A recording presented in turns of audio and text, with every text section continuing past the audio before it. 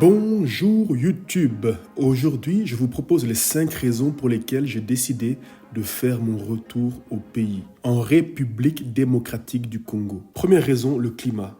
Ici je parle autant du climat météorologique que de l'atmosphère morale. Bien entendu, il n'y a pas photo entre le climat qu'il y a ici en Belgique et le climat qu'on retrouve en République démocratique du Congo. Au Congo, il n'y a que 2 saisons, la saison des pluies et la saison sèche. À la saison des pluies, il fait une chaleur monstre et bien entendu, il pleut beaucoup. Les températures peuvent frôler les 40 degrés. À la saison sèche, le climat est bien entendu moins humide et l'air est beaucoup plus respirable.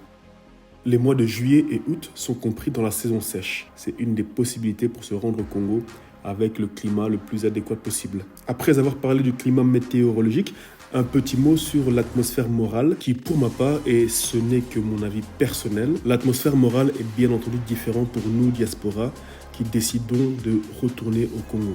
Ici, je vais parler d'un sentiment bien précis que vous connaissez peut-être, c'est ce sentiment de ne pas être chez nous. Cela m'est déjà arrivé à plusieurs reprises de ne pas me sentir chez moi ici, une des raisons pour laquelle j'ai décidé d'entamer ce retour au pays. Deuxième raison, le coût de la vie. Un pain à Kinshasa coûte 1500 francs, ce qui vaut 80 centimes d'euros. Le prix d'un terrain de 400 mètres carrés peut se négocier entre 1000 et 10 000 dollars.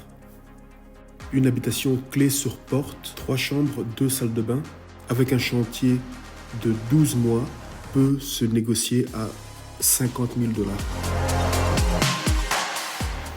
Le salaire moyen des personnes que j'ai rencontrées à Kinshasa est de plus ou moins 300 dollars.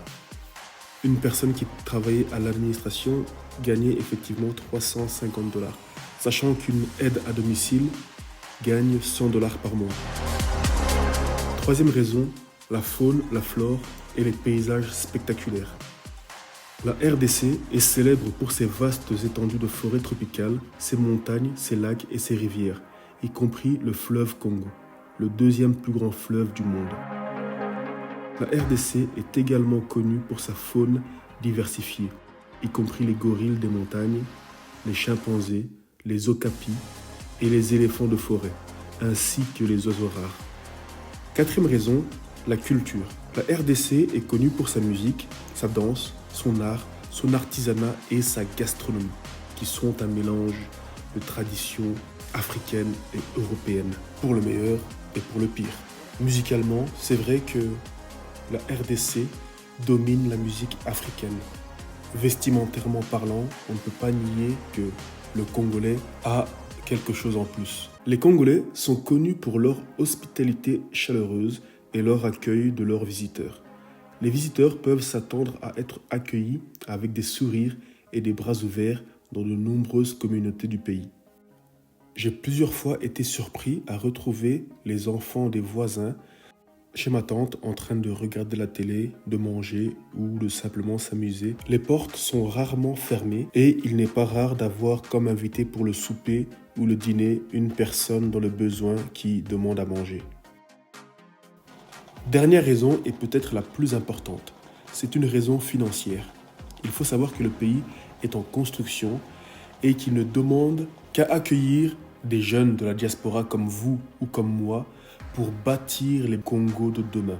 Alors, qu'est-ce que vous attendez? Prenez un billet et allez voir le Congo.